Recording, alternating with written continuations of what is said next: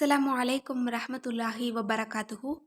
இன்றைக்கான பதிவில் பல வருட துஆவையும் ஒரே நாளில் கபூலாக்கி தரக்கூடிய ஒரு பலமான ஒரு திருக்குரானுடைய ஒரு வசனத்தை தான் நம்ம பார்க்க போகிறோம். இன்ஷா அல்லாஹ் நீங்கள் இந்த ஒரு வசனத்தை மட்டும் 7 தடவை ஓதிட்டீங்க அப்படின்னா அல்ஹம்துலில்லாஹ் அடுத்த 2 மணி நேரத்திற்கு பிறகு பாருங்க, நீங்கள் நினைக்கக்கூடிய காரியத்தில் அல்லாஹ் உங்களுக்கு சந்தோஷமான செய்தியை சொல்லுவான். நீங்க கேட்குற விஷயத்துல அல்லாஹ்வினுடைய உதவி உங்களுக்கு கிடைக்கும்.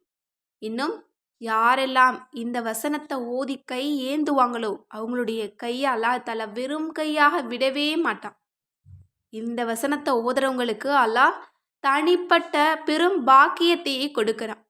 அப்படிப்பட்ட வசனம் என்ன, அதனுடைய அர்த்தம் என்ன அப்படிங்கிறத நம்ம பார்க்கலாம். அதுதான் சூரா ஆல இம்ரான்ல இடம்பெறக்கூடிய சிறந்த 2 வசனங்கள்.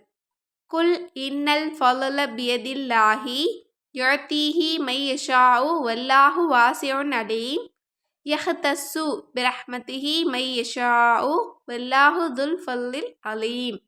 இதனுடைய பொருள், நபியே நீர் கூறும் பெரும் பாக்கியம் நிச்சயமாக அல்லாஹ்வின் கையில் தான் இருக்கின்றது.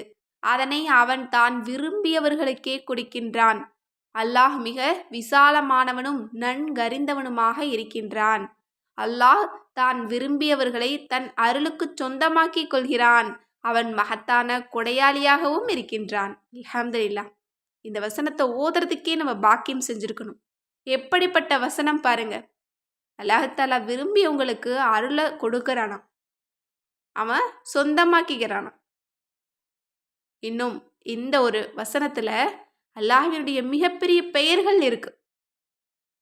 வாசிஉன், அலீமுன், அலீம் போன்ற சிறந்த அல்லாஹ்வினுடைய பெயர்கள் இருக்கு.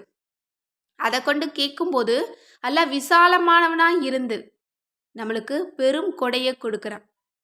ஏன்னா அல்லாஹ் தஆலா மிகப்பெரிய கொடையாளனாகவும் இருக்கிறான். எனவே இந்த வசனத்தை நம்பிக்கையோட இன்ஷா அல்லாஹ் நீங்க 7 முறை ஓதுங்க. அதுவும் மக்ரீபுக்கு பிறகு, இன்னும் துஆ கபூல் ஆகக்கூடிய நேரத்தில், இன்னும் தஹஜ்ஜுல ஓதுனீங்க அப்படின்னா இன்னும் சிறப்பு. அல்லது அவசர தேவையில் இருக்கீங்க, அல்லாஹ்வினுடைய உதவி உடனே கிடைக்கணும், பண உதவியை நாங்கள் எதிர்பார்த்துட்ருக்கோம், கடன் கொடுத்தவங்க கேட்குறாங்க, திரும்ப செலுத்துறதுக்கு எங்ககிட்ட போதிய அளவு பணம் இல்லை, உடனே கிடைக்கணும் அப்படின்னு நினச்சிங்க அப்படின்னா இன்ஷா அல்லாஹ் இந்த வசனத்தை இப்போவே கூட நீங்கள் 7 முறை ஓதிட்டு கையேந்துங்க. அல்லாஹ்விடத்தில் கையேந்தி கேட்டீங்க அப்படின்னா உங்களுடைய கையை அல்லாஹ் தஆலா வெறும் கையாக விடவே மாட்டான். ஏந்திய கைகள் 2 கைகள் பிரிவதற்கு முன்பாக இதனுடைய நற்செய்தியை அல்லாஹ் உங்களுக்கு தருவான். நீங்கள் கண்கூடாக உணர முடியும். எனவே இன்ஷா அல்லாஹ் நீங்கள் எப்படிப்பட்ட சோதனையில் இருந்தாலும், எவ்வளவு கவலையில், எவ்வளவு தனிமையில் இருந்து வெளியில் சொல்ல முடியாத பிரச்சனையை அனுபவிச்சுட்டு இருந்தாலும் இந்த வசனத்தை நீங்கள் கையில் எடுங்க. திருக்குரானுடைய ஒவ்வொரு வசனமும் நமக்கு ஒரு அருமருந்து தான். நம்முடைய அத்தனை பிரச்சனைகளுக்குமே இதில் தீர்வு இருக்குது. அனைத்து தேடல்களுக்கும் இதில் தீர்வு இருக்குது. அனைத்து துஆக்களுக்கும் பதில் தரக்கூடிய வகையில் இதில் நிறைய பொக்கிஷங்கள் இருக்குது. அதில் ஒரு பொக்கிஷம் தான் இந்த வசனம். ஏன்னா இதனுடைய அர்த்தத்தை நீங்கள் பாருங்கள். அல்லாஹ் விசாலமானவனா இருக்கிறான். நமக்கு மிகப்பெரிய பாக்கியத்தை எல்லாம் கொடுக்குறான் அவன் நாடியவங்களுக்கு. அந்த நாடியவங்களில் நம்மளும் இருக்கணும் அப்படின்னா அல்லாஹ்விடத்தில் நம்ம நெருங்கக்கூடியவங்களா நம்ம இருக்கணும். இது போல நல்லமல்கள் மூலமாக அன்றாடம் நம்ம நெருங்கும் போது கண்டிப்பாக அல்லாஹ் தஆலா நம்ம மேலே பிரியம் கொண்டு நம்முடைய வாழ்க்கையவே மாற்றி அமைப்பான். ஏன்னா நம்மளுடைய வாழ்க்கையை விதியை மாற்றக்கூடிய சக்தி அல்லாஹ்வுடைய கையில் தான் இருக்குது.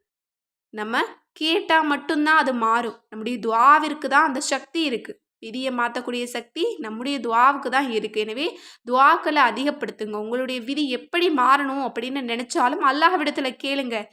இது எனக்கு கிடைக்காது, இதற்கு எனக்கு தகுதி இல்லை, இது ரொம்ப பெரிய விஷயமா இருக்குது, இதை அடையிற அளவுக்கு எனக்கு சக்தி இல்லை, தெம்பு இல்லை, நம்பிக்கை இல்லை அப்படின்னு உங்களுக்கு நீங்களே இந்த முடிவெல்லாம் நீங்கள் கட்டவே வேணாம். உங்களுக்கு எது வேணுமோ, எப்படிப்பட்ட வாழ்க்கை வேணுமோ நீங்கள் கேளுங்க. கேட்டால் கண்டிப்பாக அல்லாஹ் தருவான். வேற யார் நமக்கு கொடுக்க முடியும்?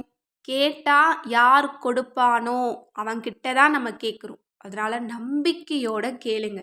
உங்களுக்கு சொந்த வீடு இல்லையா, அல்லாஹ்விடத்தில் கேளுங்க, அல்லாஹ் தருவான். உங்ககிட்ட பணம் இல்லையா, செல்வாக்காக வாழணுமா, அல்லாஹ்விடத்தில் கேளுங்க. கடன் அடையணுமா, அல்லாஹ்விடத்தில் கேளுங்க. எல்லாருக்கும் அல்லாஹ் பெரிய வாழ்க்கையை கொடுத்துருக்கான், ஆனால் எனக்கு இதெல்லாம் தரமாட்டான் அப்படின்னு நீங்கள் இனிமேல் நினைக்கவே வேணாம்.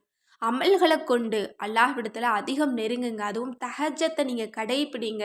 அதில் இது போல சிறந்த அமல்களை, சிறந்த ஆயத்துக்களை, சிறந்த திக்ர்களை தேர்ந்தெடுத்து நீங்கள் ஓதி பாருங்க. அல்லாஹ் வெறும் 40 நாட்களில் 40 தஹஜத்தில் உங்களுடைய விதியை மாற்றுவான். ஆனால் ரொம்ப நம்பிக்கையோட உறுதியான ஈமானோட நீங்கள் செய்யணும். நிறைய பேர் இன்றைக்கு தஹஜத் தொழுகிறாங்க, ஆனால் என்னுடைய துவா கபூல் ஆகலை அப்படின்னு பல வருடமாக ஒரே துவாவை கேட்கக்கூடியவங்களும் இருக்காங்க. ஆனால் அவங்க பின்னால் ஏதாவது ஒரு தவறுகள் பண்ணக்கூடியவங்களா இருக்கணும். ஏன்னா அவங்களுடைய ஆடை ஹலாலான ஒரு சம்பாத்தியத்தில் இருக்கணும். அவங்களுடைய உணவு ஹலாலான உணவாக இருக்கணும். அவங்களுடைய காரியங்கள் எல்லாமே பாவம் இல்லாத நல்ல அமல்களை செய்யக்கூடிய ஒரு காரியமாக இருக்கணும். பெரும் பாவத்தை செய்வாங்க, வட்டி வாங்குவாங்க, பொய் பேசுவாங்க, புறம் பேசுவாங்க, இன்னும் நிறைய பெரிய விஷயங்கள், அல்லாஹ் தடுக்கப்பட்ட விஷயங்களை எல்லாம் ஒரு பக்கம் செஞ்சுட்டு ஒரு பக்கம் தஹஜத்தில் கேட்பாங்க. இன்னும் உறவுகளை பிரிஞ்சு கூட வாழ்வாங்க. அதெல்லாமே அவங்களுக்கு ரொம்ப சாதாரணமாக இருக்கும். ஆனால் துவா கபூல் ஆகாமல் இருக்கிறதுக்கு ஒரு காரணம் உறவுகளை பிரிஞ்சு நம்ம சண்டை போட்டு பேசாமல் இருக்கிறது. இதுதான் இருக்கிறதுல ரொம்ப எளிமையாக மக்கள் பண்ணக்கூடிய ஒரு தவறு. ஆனால் இதற்கு நம்முடைய துவாக்கள் கபூல் ஆகாது. எனவே எந்த இடத்துல தவறு பண்ணுறீங்க அப்படிங்கிறத நீங்கள் கவனிங்க, அதை திருத்துங்க. உங்ககிட்ட தான் இருக்குது உங்களுடைய துவா கபூல் ஆகிறது. அதனால் உங்களை திருத்திட்டு அல்லாஹ்விடத்தில் அதிகம் இஸ்திக்ஃபார் செய்யுங்க. முதல்ல கொடுத்ததற்கு நன்றி சொல்லுங்க. அதற்கு பிறகுதான் மேற்கொண்டு இந்த அமல்களை எல்லாம் நம்ம செய்யணும்.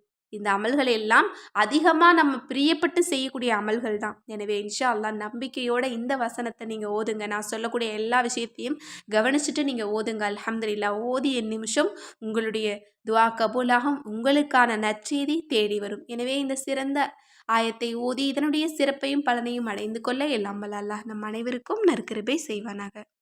ஆமீன் என்று கூறி இந்த பதிவை நிறைவு செய்கிறேன். இந்த விஷயங்கள்லாம் உங்களுக்கு பிடிச்சிருந்தது அப்படின்னா இந்த சேனலை லைக் பண்ணுங்கள், ஷேர் பண்ணுங்கள், கமெண்ட் பண்ணுங்கள், கண்டிப்பாக சப்ஸ்கிரைப் பண்ணுங்கள். இன்ஷா அல்லாஹ் உங்களுக்கு விருப்பம் இருந்தால் நம்ம சேனலோட ஜாயின் பண்ணுங்கள். அஸ்ஸலாமு அலைக்கும் வரஹ்மத்துல்லாஹி வபரகாத்துஹு.